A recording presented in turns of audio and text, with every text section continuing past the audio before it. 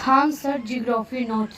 आइए आज जानते हैं प्रायद्वीप पठार जो खान सर का जियोग्राफी नोट्स है। यह 1300 से 1600 करोड़ वर्ष पुराना है। भारत पहले मकर रेखा पर था। यह एक साल में 5 सेंटीमीटर खिसकता है। धीरे धीरे भारत खिसकता गया और जाकर तेथिस सागर से टकरा गया और वह हिमालय का निर्माण हुआ। आप लोग को पता है कि हिमालय का निर्माण कैसे हुआ? अगर आप लोगों को ये बात नहीं पता है तो मैंने अपने YouTube चैनल पे ये वीडियो बना के डाल दी हूँ कि हिमालय पर्वत का निर्माण कैसे हुआ। अगर आप लोगों ने उस वीडियो को नहीं देखा है तो जल्दी से जाकर आप लोग उस वीडियो को देख लें। जब वह टकराए तो वहाँ गड्ढा हो गया। हिमालय से बहुत सी नदियाँ निकली है और जितना कंकड़ पत्थर लाई वो सब उसी गड्ढे में भरती गई। मैदानों का निर्माण कैसे हुआ?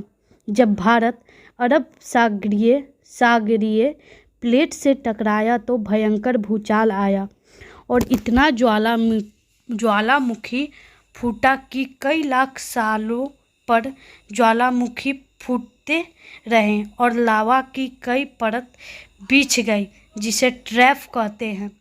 और वह लावा की परतें इतनी मजबूत हो गई कि वह बेसाल्ट बन गया। इससे वह इतनी मजबूत हो गई कि इसके अंदर भूकंप आता है तो यह नीचे ही दम तोड़ देता है। इसी कारण दक्षिण भारत में भूकंप का एहसास नहीं होता है। इससे सबसे ज़्यादा लावा महाराष्ट्र के पास निकलते हैं। ये बात आप लोग याद रखें कि सबसे ज़्यादा लावा किस राज्य में निकलता है, तो महाराष्ट्र राज्य में सबसे ज़्यादा लावा निकलता है। इसका मतलब है जब यह टकराया था तो इससे पहले ही एक प्रायद्वीप पठार तीनों से था। क्या इस पर पेड़ पौधे नहीं होंगे? क्या इस पर जानवर नहीं होंगे? क्या ये सब जानवर और पेड़ पौधे दक्कन ट्रैप के नीचे दबकर मर गए? लेकिन झारखंड, उड़ीसा, छत्तीसगढ़ में उतना मात्रा में लावा नहीं गिरा जितना वहाँ पर गिरा था, यानी कि महाराष्ट्र में। लावा की सबसे मोटी परत महाराष्ट्र में देखी जाएगी या देखी जाती है, इसलिए महाराष्ट्र को खोदना कठिन है। लेकिन झारखंड, छत्तीसगढ़ और उड़ीसा में खोदना आसान है। इसी कारण यह लोग खनन करके कोयला निकालते हैं। महाराष्ट्र में भी खनिज होंगी लेकिन वहाँ खनन करना बहुत ही कठिन है। कुछ ज्वालामुखी समुद्र में भी गिरा होगा और वहाँ जो मछली कछुआ तैर रही होंगी वो सब वहाँ दबकर मर गए होंगे और वही आगे चलकर पेट्रोलियम बनेगी और बनेगी होगी। यहाँ पे थोड़ा गलत टाइप कर दिया है, आप लोग इसे सुधार लें। आप लोग समझ ही पा रहे हैं कि पेट्रोलियम कैसे बना। इसी कारण जब अरब सागर को खनन करेंगे तो वहाँ से भी पेट्रोलियम अवश्य ही निकला होगा। इसलिए अरब सागर में एक जगह बम्बे हाई, भारत में सबसे अधिक पेट्रोलियम बम्बे हाई से निकलता है।